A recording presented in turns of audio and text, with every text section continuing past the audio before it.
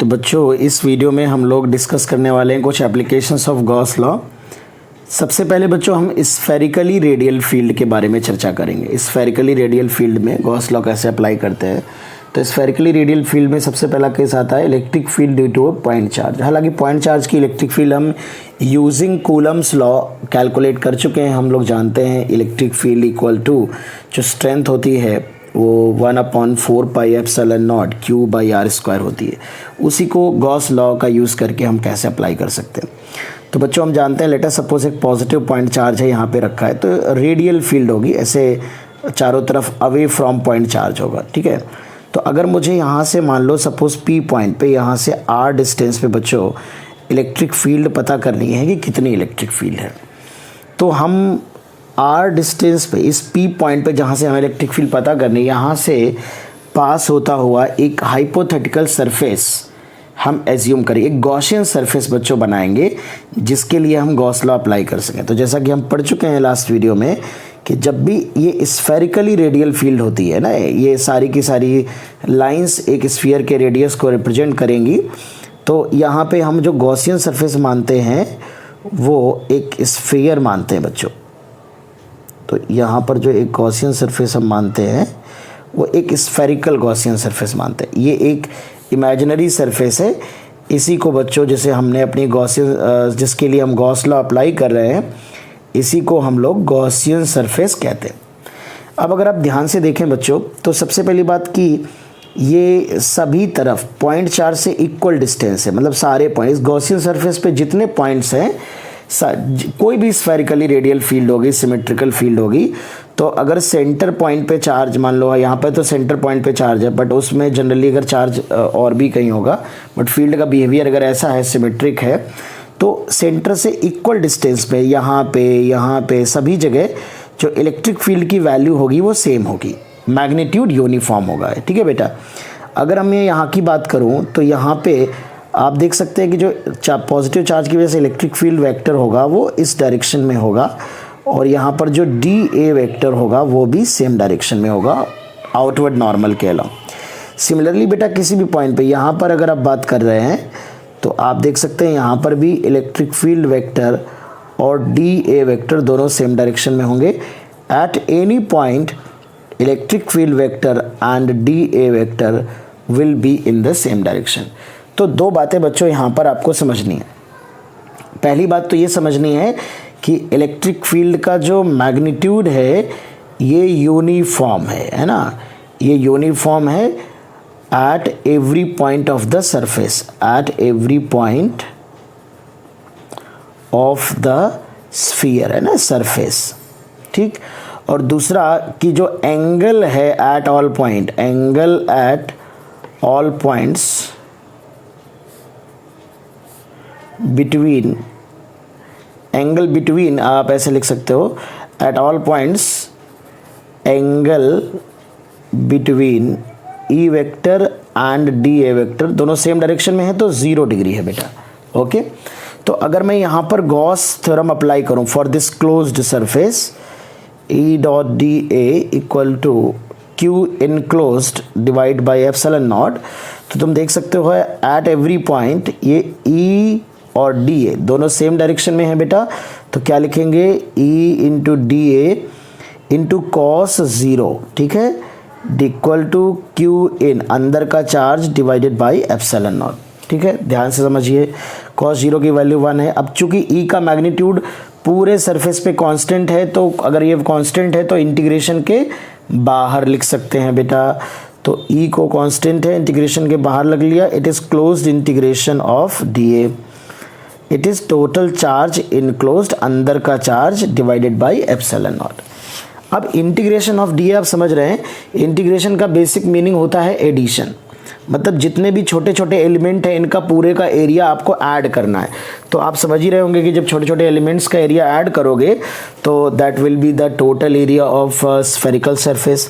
तो integration DA की value बच्चों होगी it is E into 4 pi r², ये है अंदर का charge Q in divided by epsilon not. बच्चों अभी मैं चाहूँ तो क्यू इन की वैल्यू रख सकता हूँ, क्योंकि इसके अंदर जो चार्ज है वो केवल पॉइंट चार्ज है सेंटर पे, तो मैं क्यू की वैल्यू क्यू इन की वैल्यू कैपिटल क्यू रख दूंगा। लेकिन मैं एक स्फेरिकल फील्ड के जनरलाइज फॉर्मूला निकलवाना चाहता हूँ। तो यहाँ से आप देखिए इलेक्ट्रिक फील्ड का जो फॉर्मूला आएगा वो 1/4 pi epsilon naught Q in divided by R square आएगा। ये फॉर्मूला आपके लिए आएगा बेटा। तो एक बात ये बहुत ध्यान से समझ लीजिए कि ये पॉइंट चार्ज के लिए नहीं है। अगर मैं कह रहा हूं कि फॉर पॉइंट चार्ज है ना, फॉर पॉइंट चार्ज, तो क्यू इन की जगह हम क्या रख देंगे, सिंपल क्यू रख देंगे, गॉसियन सरफेस के अंदर का चार्ज है। तो इलेक्ट्रिक फील्ड इसे मैं के लिख देता हूं, Q divide by R square आ जाएगा। इसका ग्राफ बन जाएगा इलेक्ट्रिक फील्ड के मैग्नीट्यूड का, आर के साथ हाइपरबोलिक ग्राफ बन जाएगा। सारा डिस्कशन हो चुका है। बट ये जो रिजल्ट हमने पढ़ा है बच्चों, अभी तक हमने यहाँ पे सिर्फ स्फेरिकल फील्ड मानी। अगर आप भूल जाइए थोड़ी देर के लिए, आप सोचिए कि ये पॉइंट चार्ज की फील्ड नहीं है, ये इसी तरह की फील्ड लाइंस हैं। ये किसी भी स्फेरिकल फील्ड की अगर मैं बात करूँ, स्फेरिकली रेडियल फील्ड की बात करूँ, तो जितनी भी स्फेरिकली रेडियल फील्ड होंगी उनमें फील्ड लाइंस बच्चों ऐसी होती हैं स्फेरिकली रेडियल।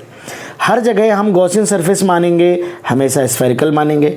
हर केस में एंगल 0 डिग्री होगा ई और डी ए के बीच में। हर केस में बेटा ई डी ए कॉस 0 आएगा। हर केस में E into 4 pi R square आएगा ये। तो ये formula not only point charge के केस में एप्लीकेबल होगा, बल्कि किसी भी तरह की स्फेरिकली रेडियल फील्ड के लिए अप्लाई कर सकते हैं। For any type of spherically radial field, चाहे वो शेल की वजह से हो, सॉलिड स्फीयर जो कि पूरा वॉल्यूम में चार्ज उसकी वजह से हो, uniform charge distribution, non uniform, बहुत सारे वेरिएशंस मैं आगे कराऊंगा, एग्जांपल्स कराऊंगा, बहुत सारे केसेस कराऊंगा। बट ये रिजल्ट, ये फॉर्मूला ऑलवेज एप्लीकेबल है।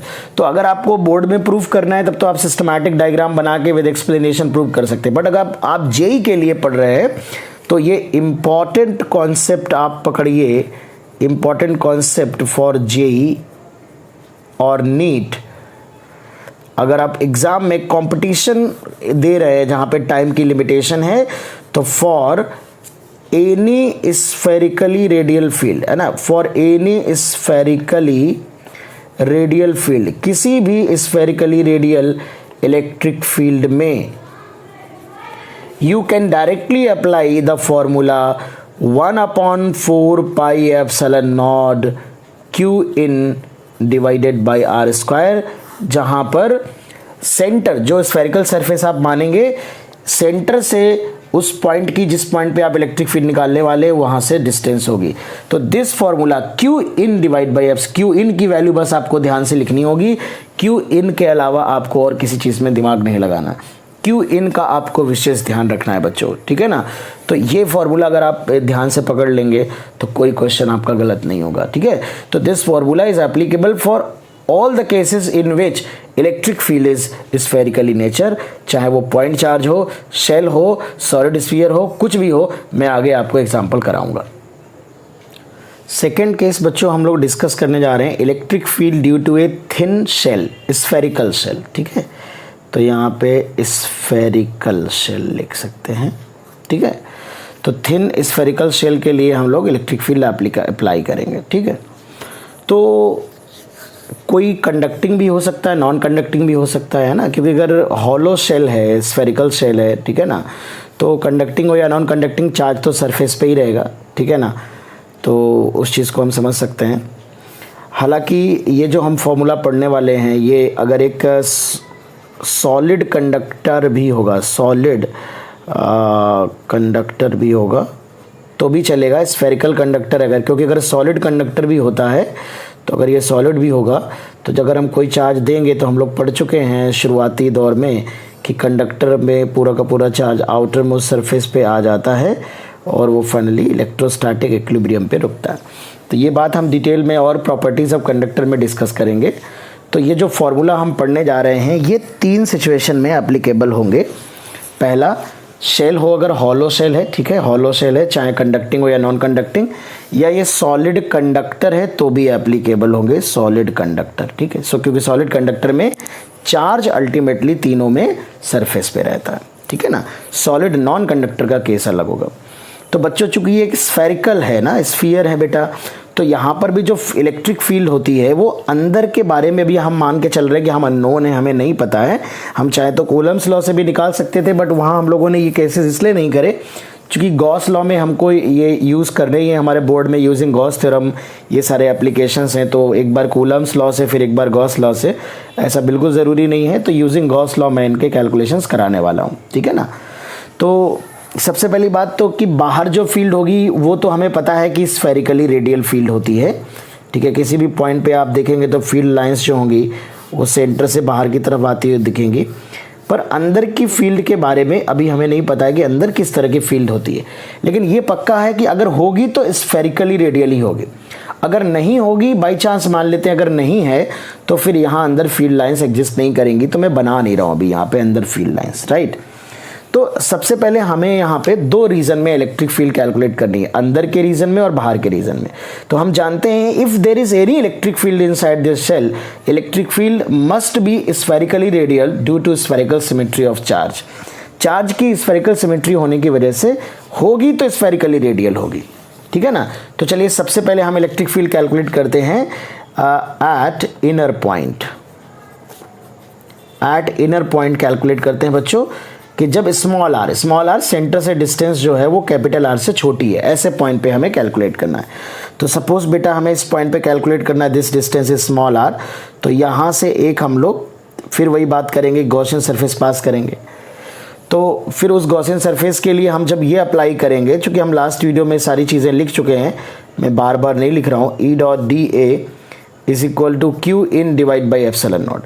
पर आप देख सकते हैं कि इस गॉसियन सरफेस के लिए, चूंकि हमें इस पॉइंट पे इलेक्ट्रिक फील्ड चाहिए पी पॉइंट पे, इसके अंदर कोई चार्ज नहीं है। तो क्यू इन की वैल्यू अगर हम 0 रख दें तो इसका मतलब इंटीग्रेशन ई डॉट डी ए की वैल्यू 0 हो जाएगी बेटा। अब आप समझो कि ये चीज़ 0, अब इस चीज़ का 0 होना हमेशा ये नहीं बताता है कि इलेक्ट्रिक फील्ड ही 0 होगी बेटा। यहाँ पे कैसे हम सोचेंगे कि देखो ई डॉट डी ए की अगर हम बात करें, चूंकि सिमेट्रिकल फील्ड होगी चारों तरफ, तो हर जगह देखिए डी ए 0 हो नहीं सकता बेटा। और ई डॉट डी ए अगर इलेक्ट्रिक फील्ड होगी तो रेडियल होगी, यानी ई और डी ए के बीच का एंगल 0 डिग्री होगा। तो ये E into D A into cos 0 आ जाएगी। तो कॉस 0 की वैल्यू भी तो 0 नहीं हो सकती। इसका मतलब है इसके 0 होने से सिर्फ एक ही कंक्लूजन निकलता है कि यहाँ से जो इलेक्ट्रिक फील्ड की वैल्यू होगी, चूँकि ई और ये integration D A equal to 0 आ रहा है, तो या ये E into 4 pi R square है, तो ई की वैल्यू यहाँ पे 0 आ जाएगी। ये आप डायरेक्टली भी कह सकते थे, क्योंकि अगर स्फेरिकली रेडियल फील्ड है तो मैंने आपको बता रखा है, अगर आप एग्जाम में डायरेक्टली लिखना चाहें तो 1/4 पाई एप्सिलॉन नॉट यानी के और Q in divide by R square, किसी भी स्फेरिकली रेडियल फील्ड के लिए आप अप्लाई कर सकते हैं। तो आप देख रहे हैं अगर क्यू इन 0 है तो डेफिनेटली इलेक्ट्रिक फील्ड उस लोकेशन पे 0 होगी। जिस पोजीशन पे आपको इलेक्ट्रिक फील्ड निकालनी, वहाँ से आप एक स्फेरिकल सरफेस बनाएंगे, उसके अंदर का चार्ज अगर 0 है तो डेफिनेटली इलेक्ट्रिक फील्ड 0 होगी। यानी इस शेल के अंदर अगर कोई चार्ज नहीं है, सॉलिड कंडक्टर के अंदर कोई चार्ज नहीं है, तो यहाँ पर अंदर पूरी के पूरी रीजन में इलेक्ट्रिक फील्ड बच्चों 0 है, ठीक है ना। अभी हम पोटेंशियल की बात भी इसमें साथ साथ करेंगे। सबसे पहले हम बाहर इलेक्ट्रिक फील्ड निकाल लेते हैं एट आउटर पॉइंट। तो अगर R से बड़ा है, हम आउटर पॉइंट पे इलेक्ट्रिक फील्ड निकालना चाहते हैं। सपोज हम इस पॉइंट पे इलेक्ट्रिक फील्ड बच्चों कैलकुलेट करना चाहते हैं। This distance is small r, but इस केस में small r greater than capital R है। तो यहाँ पे हम एक गॉसियन सरफेस जिस पॉइंट पे हम कैलकुलेट करना चाहते हैं, सपोज A पॉइंट पे कैलकुलेट करना चाहते हैं, तो A पॉइंट से पास होने वाला हम ये एक हाइपोथेटिकल सरफेस बच्चों बनाएंगे, जिसे हम गॉसियन सरफेस कह रहे हैं, स्फेरिकल सरफेस। और इस सरफेस के अगर आप देखेंगे तो बिल्कुल सिमिलर सिचुएशन हो जाएगी कि कोई भी एलिमेंट का जो एरिया वेक्टर होगा वो इस डायरेक्शन में होगा, इलेक्ट्रिक फील्ड वेक्टर भी इसी डायरेक्शन में होगा, ठीक है ना। तो ई और डी ए दोनों सेम डायरेक्शन में हो जाएंगे। अब मैं बार बार हर चीज़ को रिपीट नहीं कर रहा हूँ। तो अगर उसके लिए अगर आप अप्लाई करेंगे E dot D A is equal to Q in divide by epsilon naught, तो यहाँ पे ये सिंपल हो जाएगा E into D A into cos 0। बिल्कुल सिमिलर स्फेरिकल फील्ड है बच्चों। बस मैं ये पूरी प्रूविंग इसलिए लिख दे रहा हूँ ताकि अगर आपको बोर्ड में करना है तो आप स्टेप मत गोल करिएगा, वरना कंपटीशन में तो हम एक लाइन में लिख सकते थे। तो यहाँ से ई कॉमन आ जाएगा, मैग्नीट्यूड कांस्टेंट है, integration of D A equal to Q in divide by epsilon naught. This implies ये E इंटू 4πr² हो जाएगा, integration of dA, it is Q in divide by epsilon naught. अब चूंकि जो Gaussian surface है हमारा, वो गॉसियन सरफेस ये है, और इसके अंदर जो है वो पूरा का पूरा शेल का चार्ज आएगा, इसके अंदर जो चार्ज होगा वो टोटल चार्ज हो जाएगा, तो Q इन की वैल्यू Q रख सकते हैं। तो इलेक्ट्रिक फील्ड की वैल्यू आ रही है 1/4πε0 Q डिवाइड बाई r², यानी कि जो बाहर इलेक्ट्रिक फील्ड है वो वही है जो एक पॉइंट चार्ज की होती है।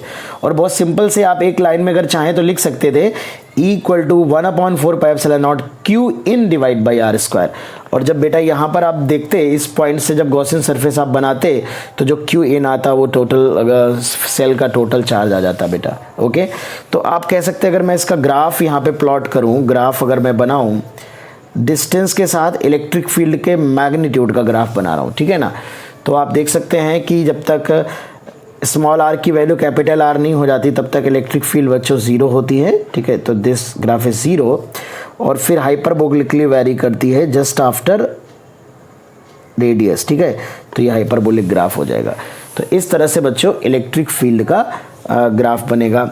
तो एक स्फेरिकल शेल, कोई भी शेल हो, चाहे वो कंडक्टिंग हो नॉन कंडक्टिंग, अगर हॉलो है तो उसके अंदर की जो इलेक्ट्रिक फील्ड होगी वो ज़ीरो होगी बेटा। चार्ज यूनिफॉर्मली चार्ज अगर डिस्ट्रीब्यूटेड है, ओके, शेल का जो चार्ज है दिस इज यूनिफॉर्मली डिस्ट्रीब्यूटेड, ये भी यूनिफॉर्म डिस्ट्रीब्यूशन होना चाहिए। Electric field due to a thin shell अगर हमने मेंशन नहीं किया है, इसका हमेशा मतलब है इट इज़ यूनिफॉर्मली चार्ज। अगर एक सॉलिड कंडक्टर भी है, स्फेरिकल कंडक्टर, तो उस पर भी जो चार्ज होगा वो सरफेस पे ही लाई करेगा, भले ही वो हॉलो नहीं है, उस सिचुएशन में भी ये रिजल्ट्स एप्लीकेबल होंगे। तो अब बच्चों हम लोग इलेक्ट्रिक पोटेंशियल कैलकुलेट करेंगे। फील्ड और पोटेंशियल हम साथ साथ कैलकुलेट करेंगे, उनका रिलेशन और बेसिक क्योंकि मैं पढ़ा चुका हूँ आपको, ठीक है। तो चलिए पोटेंशियल देखते हैं। तो अगर इलेक्ट्रिक पोटेंशियल बच्चों हम निकालने वाले तो बहुत ही सिंपल, हम सब लोग जानते हैं इलेक्ट्रिक पोटेंशियल को हम लिख सकते हैं। वैसे तो डिफरेंस होता है V2 - V1 = minus times integration E.dr, ठीक है। बट अगर हम इनफाइनाइट से ला रहे हैं तो इनफाइनाइट को जब हम फाइनाइट नेट चार्ज के लिए, मतलब एक ऐसी चार्ज बॉडी के लिए जिसपे चार्ज फाइनाइट है, उसके लिए पोटेंशियल निकालते हैं, तो इनफाइनाइट को हम ज़ीरो पोटेंशियल मान लेते हैं। तो जिस भी पॉइंट तक ला रहे हैं उस पोजीशन पे जो पोटेंशियल होता है वो -E.dr के बराबर। This is the relation between electric field and potential. ये बच्चों हम पढ़ चुके हैं, जस्ट आपको रिवाइज करवा रहा हूँ, ठीक है। तो अगर आप देख रहे हैं तो इलेक्ट्रिक फील्ड का अगर हमें एक फंक्शन पता है तो we can calculate the potential, ठीक है। तो यहाँ पर अगर हम देखें कि हमारे पास एक सेल है जिसकी रेडियस r है, ठीक है, तो बाहर जो इलेक्ट्रिक फील्ड होती है वो वही है Q डिवाइड बाई r², ठीक है। अगर मैं आउटसाइड की बात करूँ, पोटेंशियल आउटसाइड, ठीक है, तो इलेक्ट्रिक फील्ड वही है जो एक पॉइंट चार्ज की होती है। तो विदाउट एनी कैलकुलेशन जो पोटेंशियल आएगा, जब फील्ड सिमिलर है, इस पूरे रीजन में इनफाइनाइट से यूनिट चार्ज को लाने में किया गया वर्क डन ही पोटेंशियल होता है, ठीक है, -E.dr। तो जब E का एक्सप्रेशन सेम है तो पोटेंशियल भी सेम आएगा। तो बाहर जो पोटेंशियल होगा वो वही होगा, यहाँ से r डिस्टेंस पे जो पोटेंशियल होगा किसी भी पॉइंट A पे वो KQ/R होगा, और वही पोटेंशियल होगा जो एक पॉइंट चार्ज की वजह से होता है, ठीक है। तो ये यहाँ पे सरफेस की पे चार्ज जो है वो Q है। अब बच्चों अगर सेम फॉर्मूले आपको सिग्मा के टर्म में लिखने हो तो इस Q को आप सिग्मा इंटू A लिख सकते हो। तो सिग्मा की वैल्यू या Q की वैल्यू सिग्मा के टर्म में लिख सकते हो, और ये एरिया जो होगा 4πr²। तो अगर Q की जगह सिग्मा इंटू 4πr² लिख दोगे, all the formula will be converted in terms of sigma, ठीक है। तो इनसाइड अगर देखते हैं, अंदर का देख लें अगर हम लोग, अंदर पोटेंशियल कितना होगा इनसाइड द शेल। तो शेल के अंदर बच्चों अगर हम बात करें तो शेल के अंदर आपको पता है कि इलेक्ट्रिक फील्ड ज़ीरो होती है। तो अब आप समझ ही रहे हैं कि V2 - V1 = minus integration E.dr। तो अगर बेटा किसी रीजन में इलेक्ट्रिक फील्ड ज़ीरो है तो ये वैल्यू ज़ीरो होगी, तो there is no potential difference, मतलब किन्हीं भी दो पॉइंट पे पोटेंशियल सेम होगा बेटा, राइट। तो आप कह सकते हैं कि जिस भी रीजन में अगर इलेक्ट्रिक फील्ड ज़ीरो है तो इसका मतलब उस रीजन में पोटेंशियल कांस्टेंट होगा, पोटेंशियल वैरी नहीं करेगा। तो बच्चों बहुत ही सिंपल बात है यहाँ पर देखिए बहुत बच्चे गलत तरीके से समझ लेते हैं, इंटरप्रेट कर लेते हैं, कहते हैं इलेक्ट्रिक फील्ड जीरो है तो पोटेंशियल भी जीरो होगा। पोटेंशियल जीरो नहीं होगा। अगर आप सिंपल रिलेशन भी आपको पता है तो ई को वन डायमेंशन की भी बात करें तो minus dv by D R या dv बाई डी एक्स भी पढ़ा है। तो इफ ई इज जीरो तो dv by D R rate of change of potential zero होगा। तो v कांस्टेंट होगा, v जीरो नहीं कह सकते, किसी स्पेसिफिक केस में जीरो हो जाए तो अलग बात है। तो किसी भी रीजन, अगर रीजन में इलेक्ट्रिक फील्ड जीरो है तो डेफिनेटली पोटेंशियल कांस्टेंट होगा। तो बच्चों इस सेल के अंदर का जो पूरा रीजन है, अगर इसमें इलेक्ट्रिक फील्ड जीरो है तो पोटेंशियल कांस्टेंट होगा, ये बात ध्यान रखिएगा। और सिर्फ ऐसा नहीं है कि कहीं पर भी, तो इसके अंदर किसी भी पॉइंट पे पोटेंशियल सेम होगा, 0.1 हो, 0.2 हो, 0.3 हो, 0.4 हो, 1 पे, 2 पे, 3 पे, 4 पे, सभी पॉइंट पे पोटेंशियल सेम आएगा। तो whole volume inside the conducting shell that is uniformly charged will be uniform, will be same, constant होगा। अब बात समझिए, तो पोटेंशियल जो होगा इनफाइनाइट से अगर लाओगे, आर वेरी करे, यहाँ पर इलेक्ट्रिक फील्ड नॉन जीरो है बाहर, तो यहाँ पोटेंशियल बढ़ता है, चार्ज के साइन पे भी डिपेंड करेगा, चार्ज को साइन के साथ रख रहे हैं तो पोटेंशियल वेरी करेगा, सरफेस तक वेरी करेगा बच्चों, है ना। इलेक्ट्रिक फील्ड नॉन जीरो है तो सरफेस पे अगर मैं कहूँ कि पोटेंशियल कितना होगा, तो सरफेस पे पोटेंशियल होगा, क्योंकि आप इस फॉर्मूले में स्मॉल आर की वैल्यू कैपिटल आर पुट कर सकते हैं, राइट। तो सरफेस पे जो पोटेंशियल होगा वो के Q divide by capital R होगा, ठीक है। ये सरफेस का पोटेंशियल है। तो जो अंदर का पोटेंशियल होगा, अंदर किसी भी पॉइंट का पोटेंशियल होगा, क्योंकि सरफेस से जैसे ही अंदर आओगे तो बच्चों इलेक्ट्रिक फील्ड जीरो हो जाएगी। तो जितना पोटेंशियल सरफेस पे होगा सेम पोटेंशियल बच्चों अंदर होगा, ये बात ध्यान रखनी है। यानी कि अंदर का पोटेंशियल किसी भी पॉइंट पे, चाहे वो सेंटर हो या कोई सेंटर से ऑब्लिक पॉइंट हो, वो पोटेंशियल वही होता है जो सरफेस का पोटेंशियल होता है। ये आपको बात समझ के रखनी है, दैट इज़ वेरी इंपॉर्टेंट। तो बच्चों पोटेंशियल की अगर हम बात करें, फॉर्मूले लिखें यहाँ पर, तो अंदर का पोटेंशियल ये है जब R less R equal to R लिख सकते हैं, और बाहर का पोटेंशियल ये है जब आर ग्रेटर देन आर लिख सकते हैं। तो ये एक फॉर्मूला हो गया कंबाइंड हमारा पोटेंशियल का, कि अंदर का पोटेंशियल वही होता है सेल के अंदर जो सरफेस पे पोटेंशियल होता है, और बाहर वही होता है जो पॉइंट चार्ज का पोटेंशियल होता है। तो अगर मैं पोटेंशियल का मैग्नीट्यूड का ग्राफ बनाऊँ फॉर पॉजिटिव चार्ज, तो अंदर पोटेंशियल कांस्टेंट रहेगा जब तक सरफेस पे नहीं पहुंच जाते, फिर हाइपरबोलिकली डिक्रीज करेगा। टच नहीं कर रहा है, ये एक्सेस को टच नहीं कर रहा है, थोड़ा ध्यान दीजिएगा, ये गलत थोड़ा सा ज़्यादा झुक गया है। तो हाइपरबोलिक वेरिएशन होगा और ये इनफाइनाइट पे जाके टच करता हुआ नजर आएगा। ऑल राइट, तो ये बहुत ही इंपॉर्टेंट है, दोनों रिजल्ट आप याद रखेंगे। इलेक्ट्रिक फील्ड के अंदर इलेक्ट्रिक फील्ड जीरो होगी, बाहर वही होगी जो पॉइंट चार्ज की होगी, और अंदर पोटेंशियल कांस्टेंट होता है, इलेक्ट्रिक फील्ड जीरो होती है, ठीक है ना। और पोटेंशियल वही होगा अंदर जो सरफेस पे होता है, और बाहर वही होगा जो पॉइंट चार्ज का होगा। तो बाहर का पोटेंशियल के क्यू बाई आर, और अंदर का जो पोटेंशियल होगा वो के क्यू बाई कैपिटल आर यहाँ पे रेडियस है स्फेरिकल सेल की। तो इसके इन फॉर्मूले के बहुत अच्छे अच्छे एप्लीकेशन होते हैं जो कंपटीशन में क्वेश्चन आते हैं। नेक्स्ट वीडियो में मैं कुछ बहुत ही इंपॉर्टेंट सवाल कराऊंगा, एप्लीकेशन पार्ट कराऊंगा, ठीक है ना।